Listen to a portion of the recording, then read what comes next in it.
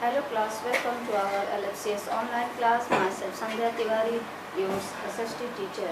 We are on chapter 9 and also we are on new topic that is work of Ishwar Chand Vidya Sagar. Today we will discuss these topics. First, work of Ishwar Chand Vidya Sagar, and then after works of Swami Dayanand and Arya Samaj, and after this work of Sir Syed Ahmad Khan. Okay, so let's start. First topic today is work of Ishwar Chand Vidya Sagar. Okay, see here. He kept alive the tradition of social reforms set by Raja Ram Mohan Roy. Means he was one of the person who kept alive the social reformers or social reforms that was set by Raja Ram Mohan Roy. यह वे आदमी हैं जो कि जिन्होंने राजा राम मोहन रॉय के द्वारा स्थापित किया गया जो सोशल रिफॉर्म्स था उसको उन्होंने कायम रखा. He was so moved by the sad plight of the widows that he carried a crusade for their remarriage. And he was so moved by the sad, वे बहुत ही उनकी जो ये दयनीय स्थिति थी उनको देख करके बहुत दुखी होते थे. इसलिए उन्होंने क्या किया, इसके लिए फाइट किया. किसके लिए? फॉर देयर री मैरिज. उनकी री मैरिज के लिए उन्होंने समाज से लड़ाई की. The practice of child marriage made many girl child widows. और जो समाज में हमारे यहाँ चली आ रही थी चाइल्ड मैरिज, इसकी वजह से चाइल्ड मैरिज की वजह से बहुत सारी जो गर्ल चाइल्ड थी वो बचपन में ही विडो हो जाती थी. So he raised his voice against child marriage. That's why he raised his voice against child marriage. इसलिए उन्होंने अपनी आवाज़ चाइल्ड मैरिज के खिलाफ उठाई थी. In 1855, a large number of petitions from Bengal, Madras, Chennai, Bombay, Mumbai, Nagpur and other cities of India was presented to the government asking it to legalize widow remarriage. कई जो 1855 में कई सारे जो नंबर ऑफ लार्ज पेटिशन डाले गए government के सामने कई स्टेट्स के द्वारा, और जिसका मेन उद्देश्य था क्या करना था, गवर्नमेंट को इसको लीगलाइज द विडो रीमैरिज को लीगल करें. It infuriated means to feel, बहुत क्रोधित करना. इट इन्फ्यूरिएटेड द ऑर्थोडॉक्स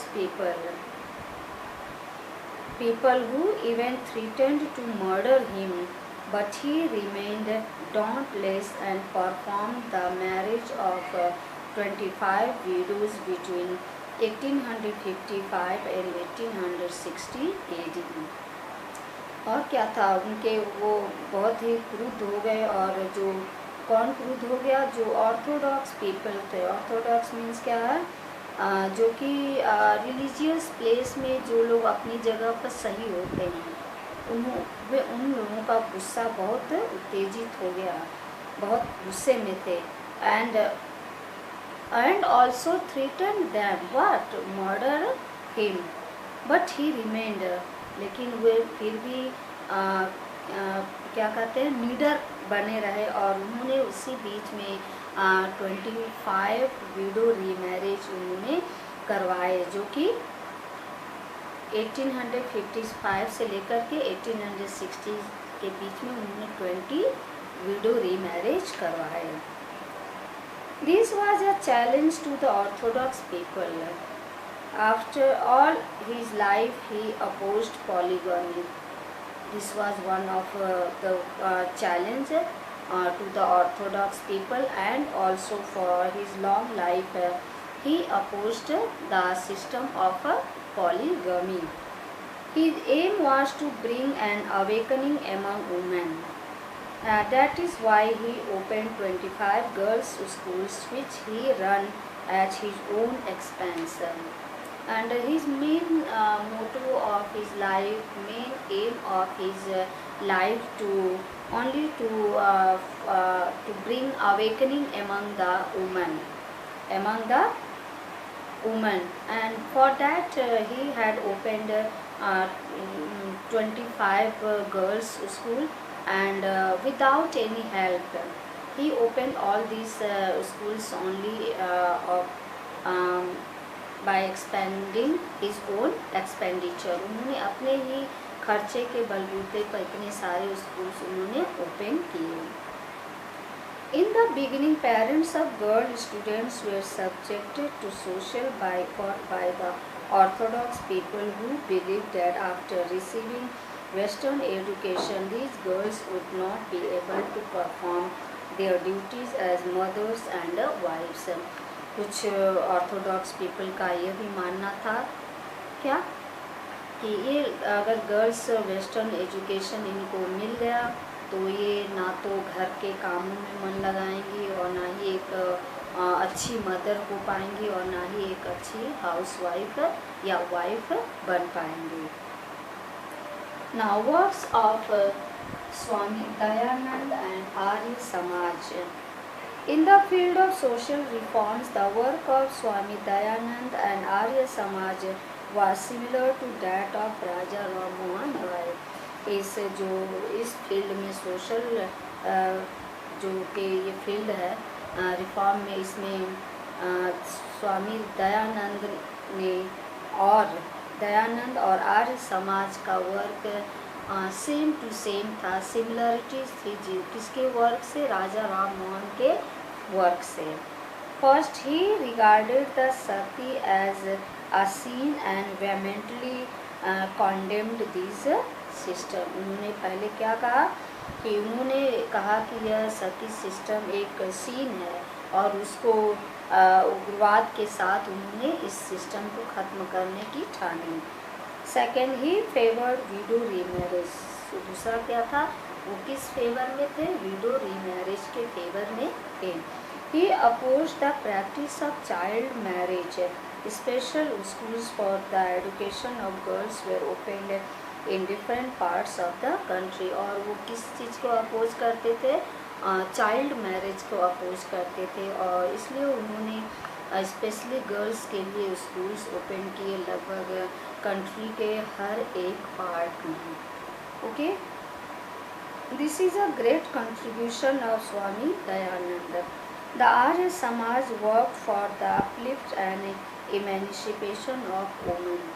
यह एक बहुत ही बड़ी उपलब्धि थी, उनका सहयोग था स्वामी दयानंद का इनके इस फील्ड में सोशल रिफॉर्म के तौर पर. और फिर आर्य समाज ने भी बहुत अच्छे काम किए जो कि सराहनीय थे, जो कि अपलिफ्ट उनके वुमेन की उत्थान के लिए उन्होंने भी काम किए. So next work of sir Syed Ahmad Khan. Sir Syed Ahmad Khan demanded a ban on the Parda system and polygamy among the Muslims. Sir Syed Khan was also a great reformer. He also demanded to ban on Parda system and also on polygamy. Sir Syed Ahmad Khan भी जो थे वो भी एक social reformers थे, जिन्होंने पहल किसके ऊपर बैन करने की बात कही? पर्दा सिस्टम को ख़त्म करने की ठानी, और फिर जो पॉलीगमी सिस्टम है उसको भी उन्होंने ख़त्म करने की ठानी. He called the custom of easy divorce by simply repeating thrice the word divorce. और फिर उन्होंने इस सिस्टम को भी ख़त्म करने की बात कही, जो कि 3 बार डिवोर्स करने से उनकी डिवोर्स हो जाती है. As and injustice to women and devoid of all logic. यह कोई बहुत अच्छी बात नहीं है और ये उनके साथ अन्याय हो रहा है। He also advocated education for Muslim women, उन्होंने मुस्लिम वुमेन के एजुकेशन के ऊपर भी बल दिया। Okay, so today only this much, tomorrow we will start next. So here's your homework, do exercise A of chapter 8. Okay beta, so thank you.